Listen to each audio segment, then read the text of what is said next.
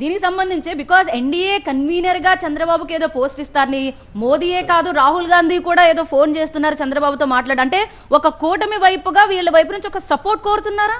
లేదు, అలాంటిదేం లేదు. అధికారికంగా కొద్దిసేపటి క్రితం తెలుగుదేశం పార్టీ కార్యాలయం నుంచి అందినటువంటి అధికారిక సమాచారం ప్రకారం మేము ఎవరు తెలుగుదేశం పార్టీగా లేక తెలుగుదేశం పార్టీ అధ్యక్షులతో కానీ కాంగ్రెస్ పార్టీ కానీ ఇండి కూటమికి సంబంధించినటువంటి వ్యక్తులు కానీ టచ్లోకి వెళ్ళలేదు, వెళ్ళేటువంటి ఆలోచన లేదు.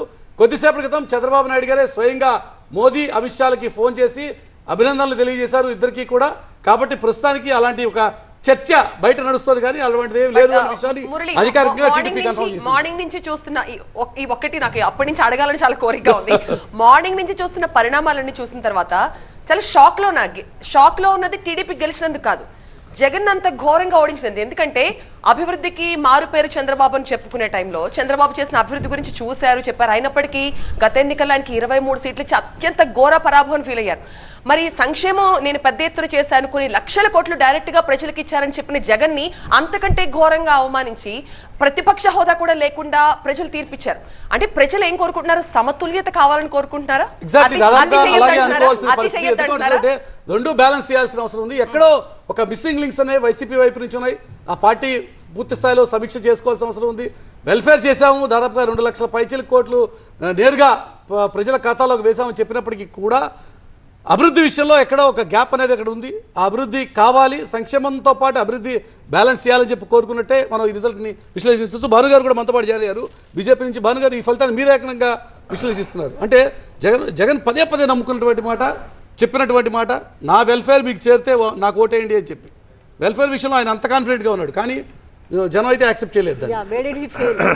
సంక్షేమం పేరుతో ఆంధ్రప్రదేశ్ని సంక్షోభంలోకి తీసుకుపోయినట్టు ముఖ్యమంత్రి మాకు వద్దు అని చెప్పి ఆంధ్రప్రదేశ్ ప్రజలు తీర్పిచ్చారు. ఈరోజు ప్రతి చూస్తారు, రెండో సైడ్ చూడడం అంటే కుదరదు అని చెప్పారు. అంటే ప్రజల కోసం పనిచేసే ముఖ్యమంత్రి కావాలి కానీ ప్రతీకారంతో పనిచేసే ముఖ్యమంత్రి మాకు వద్దనుకున్నారు. మీరు 5 సంవత్సరాలు మీరు కానీ గమనించినట్టయితే ఆంధ్రప్రదేశ్లో జరిగింది అదే. కేవలం ప్రతిపక్షాలని, ప్రజల్ని, పత్రికల్ని అందరినీ ఇబ్బంది పెడుతూ పరిపాలన కొనసాగించినటువంటి వ్యక్తి జగన్మోహన్ రెడ్డి గారు. మొన్న ఓటరు తెనాల్లో ఓటేసేదానికి పోతే లైన్లో చంపపెట్టి ఉంటాడు అక్కడ ఎమ్మెల్యే. ప్రజలు ఇచ్చిన తీర్పుని మాచర్లో కిందకేసి కొట్టాడు. అలాంటి వాళ్ళు మాకు అవసరం లేదు, అలాంటి ఎమ్మెల్యేలు మాకు అవసరం లేదని చెప్పి ఆ చెంప దెబ్బ దాదాపు ఇప్పుడు మొత్తం 175 అసెంబ్లీలో కొడితే దాదాపు ప్రతిపక్ష హోదా కూడా అంటే 10% రావాలి 175లో. ఆ శాతం కూడా వచ్చే పరిస్థితి లేదు ఈరోజు జగన్మోహన్ రెడ్డి గారికి. అంటే ప్రజలతో పెట్టుకుంటే ఏ స్థాయి వ్యక్తినైనా సరే ఓటనే ఆయుధంతో ఖచ్చితంగా మేము తిప్పి కొట్టతామని చెప్పి ఆంధ్రప్రదేశ్ ప్రజలు తీర్పు ఇవ్వడం జరిగింది. ఇది ప్రజాస్వామ్యంలో ప్రజా విజయంగా మేము భావిస్తున్నాం. ఖచ్చితంగా ఈ తీర్పు రాబో రోజుల్లో ఒక నియంత పాలనకి ఒక చెంప పెట్టుగా మేము భావిస్తున్నాం. ముచ్చింతల్లోని స్టాచ్యూ ఆఫ్ ఈక్వాలిటీ ఆధ్యాత్మిక కేంద్రంలో ఇళయరాజా లైవ్ ఇన్ కాన్సర్ట్